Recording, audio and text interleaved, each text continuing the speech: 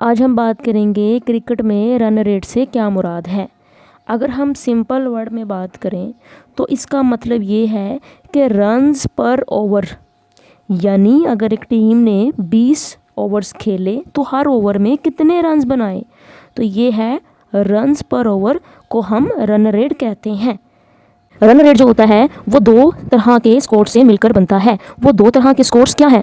पहला तो वो स्कोर जो कि खिलाड़ी बॉल को टच करके बनाता है, जैसा कि छक्का लगा देता है, चौका लगा देता है या सिंगल डबल ट्रिपल लेकर बनाता है, यानी रनिंग से बनाता है। एक वो स्कोर है जिसमें बैटिंग साइड ने बॉल को टच किए बगैर स्कोर बना लिया।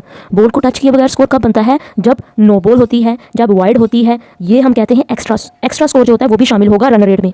इस तरह से दो तरह का स्कोर शामिल होता है रन रेट में। बड़ा ही आसान है रन रेट निकालना। जैसे रन रेट निकालने का फार्मूला बड़ा आसान है। आपने टोटल स्कोर जो बनाए गए हैं एक टीम की तरफ से जिसने बैटिंग की, उस टोटल स्कोर को आपने डिवाइड कर देना है नंबर ऑफ ओवर्स पे जो कि उस टीम ने खेले। तो जितने ओवर्स उस टीम ने खेले उन पर डिवाइड कर दें किसको? टोटल स्कोर को। फॉर एग्जाम्पल एक टीम है जिसने टोटल स्कोर बनाया 178 और टोटल ओवर्स खेले 20, तो 178 को सिंपली डिवाइड कर दे 20 पर, तो रन रेट निकल आएगा 8.9। इसका मतलब है उस टीम ने 20 ओवर्स में हर ओवर में 8.9 रन बनाए। तो ये है रन रेट उस टीम का। रन रेट निकालना तब मुश्किल हो जाता है जब कोई टीम कंप्लीट ओवर्स ना खेल पाए और पॉइंट में हमारे पास ओवर्स आ जाएं। जैसे कि इसी मैच में न्यूजीलैंड ने सिर्फ और सिर्फ 19.2 ओवर्स खेले और स्कोर बनाया 169। अब अगर आप सिंपली डिवाइड कर दोगे 169 को 19.2 पे तो आंसर गलत निकलेगा, रन रेट गलत निकलेगा, क्योंकि अब हमने एक छोटे से ट्रिक को इस्तेमाल करना है। अगर आप 19.2 के बजाय 19.33 से डिवाइड करेंगे टोटल स्कोर को तो आपके पास सही वाला आंसर निकल आएगा। अब ये सही वाला आंसर जो इंटरनेशनल आंसर से मैच कर रहा है स्कोर बोर्ड के साथ, वो हम कैसे निकालेंगे मैं आपको बताती हूँ। जब भी कोई टीम ओवर्स पॉइंट में खेलती है तो फिर हम इस तरह से निकालते हैं रन रेट कि आपने एक बात याद रखनी है, एक ओवर के अंदर 6 बॉल्स होती हैं। एक ओवर में कितनी बॉल्स होती हैं? 6 बॉल्स।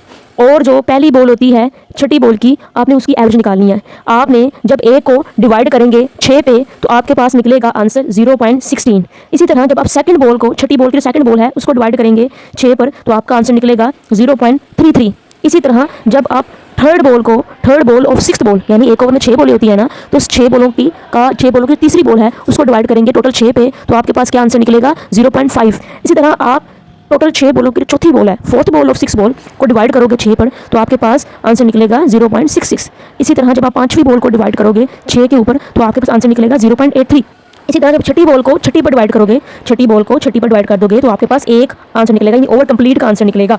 तो इसी तरह आपने याद रखना है किस तरह से पहली बॉल जो होती है छठी बॉल की उसकी एवरेज क्या है, सेकंड बॉल जो छठी बॉल की उसकी एवरेज क्या है, थर्ड बॉल जो छठी बॉल की उसकी एवरेज क्या है, फोर्थ बॉल की, फिफ्थ बॉल की और सिक्स्थ बॉल पर ओवर कंप्लीट हो जाता है। तो ये चीज़ें आपने याद रखनी है। अगर हम 19.2 के साथ मल्टीप्लाई करते हैं ओवरऑल स्कोर को न्यूजीलैंड के तो आंसर गलत निकलता है, लेकिन अगर हम 19.33 के साथ करते हैं तो आंसर ठीक निकलता है कि सही रन रेट निकलता है। हमने 19.33 के साथ क्यों डिवाइड किया ओवरऑल स्कोर को? क्योंकि न्यूजीलैंड ने 19.2 बॉल्स खेली सिर्फ, यानी 20वें ओवर से सिर्फ 2 बॉलें खेली और दूसरी बॉल का जो एवरेज निकलता है एक ओवर के हिसाब से वो 0.33 है। इसीलिए हमने 19.2 का जगह 2 की जगह हमने 0.33 लगाया, जिससे हमारे पास सही आंसर आया।